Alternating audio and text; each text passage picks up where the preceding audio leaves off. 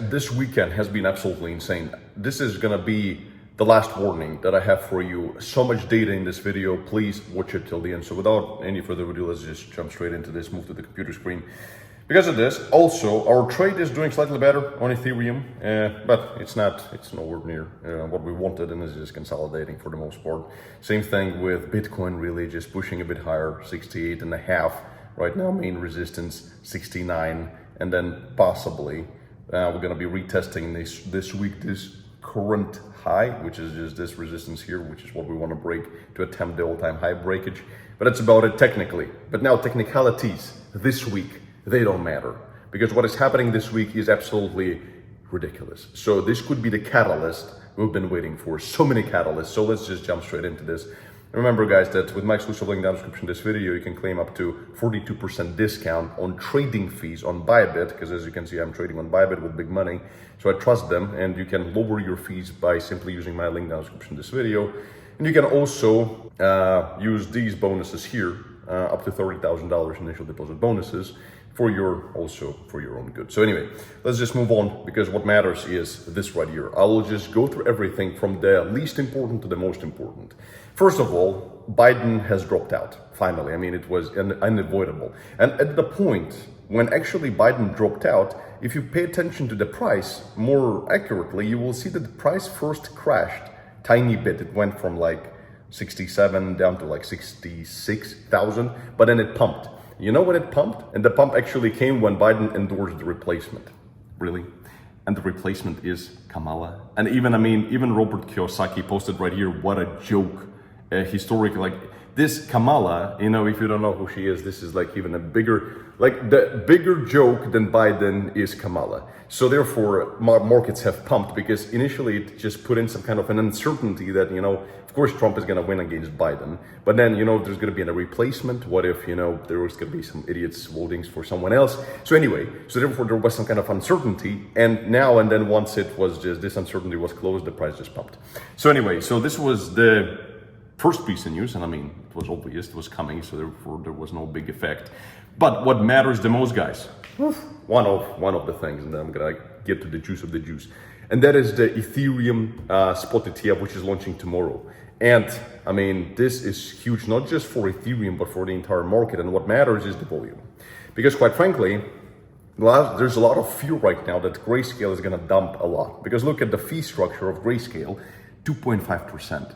So they haven't learned much from what happened with their Bitcoin outflow. So therefore, a lot of people are saying that there's going to be huge outflows, and because of it, it's going to be the same kind of a dump of 25% or more on Ethereum, just like it was with Bitcoin initially on the first days. So we really want to see what is going to happen tomorrow. And certainly, I'm not closing my trade here. If anything, I'm gonna be only scaling this trade further, because it just is obvious.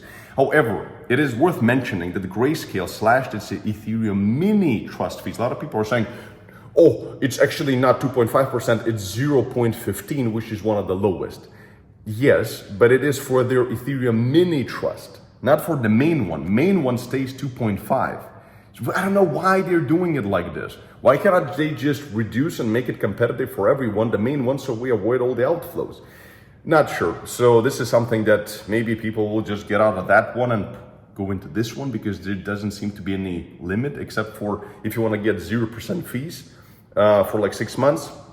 You can do that if you put in up to 2 billion. So therefore, it still is huge. So I don't know why they're doing this, but it gives me some hope that this is going to actually reduce the amount of selling pressure from the main one, or at least it's going to stay within the system of Grayscale. I don't know, we'll see. The next one is that there are currently also, despite all this possible selling pressure from Grayscale, there is some reports that are expecting 300 billion inflows in the first 12 months into ETH. And right now, the market cap of ETH is like 400 something billion. This would propel Ethereum just to cosmic numbers. So I don't know, these are just some reports. So I don't know, don't quote me on these. This is just, I'm bringing you whatever I find myself. Now, the next huge thing, which will be just absolutely unprecedented, and that is going to be the actual conference in Nashville and Trump's participation on the 27th. And there are rumors going around that this is going to be this Saturday, that Trump is going to announce Bitcoin is the strategic reserve for the United States.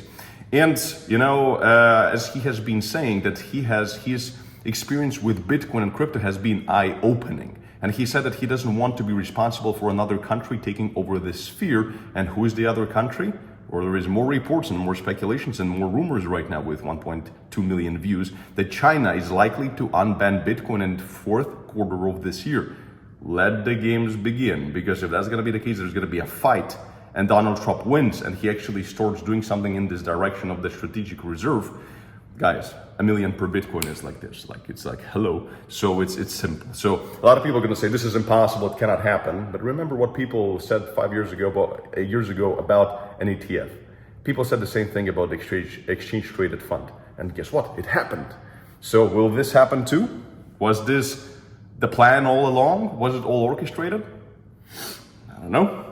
Anyway, let's move on. So here, if you want to really read technically about how is this even possible to create, how the US government could use it for its strategic reserves, you can go to this guy's Twitter, Dennis Porter, and you can read this tweet. It's very detailed, very deep. If you want to prove that it's technically possible to actually do it, it is, all I'm going to say, it is possible to do it through Exchange Stabilization Fund, which is at the US Treasury. So, and they can actually use Bitcoin just like they've used so many other things within the Treasury. So it is the same concept, there's no difference. So therefore it is possible. Now the question is, will they do it? Because if they will, oh my God. Okay, next thing, which I wanted to tell you about, is that we actually saw a global Windows outage affected airports, banks, telecom operators, etc. So all Windows computers just shut down. Even some airplanes experienced problems from what I understood. So it is huge, but Bitcoin, it pumped. So for all those here saying, oh, when your internet goes, what's going to happen to your Bitcoin? Fucking stupid son of a bitch. But anyway, this just happened.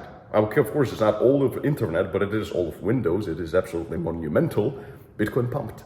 So if this doesn't make you happy and show you the power of Bitcoin network, I don't know what will. Next thing is this right here, that institutions and whales are buying Bitcoin like never before. Look at this parabola. Look at this huge accumulation. Wall is over 1,000 Bitcoin in comparison to 2020. And I mean, previously we didn't have this and we pumped to 70K. And right now we're standing at 70K with this kind of monumental pumps in terms of accumulation of whales. And this is the diamond hands, those will never be selling, or we're gonna be selling in a smart way. Wow. And to add cherry on top is this piece right here. Bitcoin ETFs casually are buying more than 8 times the new Bitcoin supply from miners. So miners have produced so far 2,200 Bitcoin, and 18,500 of Bitcoin has been accumulated by the ETFs. Do you understand what kind of supply shock is coming? The fucking monumental size of the supply shock. So being bearish right now, shorting Bitcoin right now, is like playing the Russian roulette with 5 bullets in the chamber. So it's just ridiculous. So therefore, guys, check out this quick tutorials how to trade Bitcoin with proper risk and money management, and let's see what this week brings. Join Bybit, get yourself 42% discount on trading commissions, and I'll see you in the next video. Bye-bye.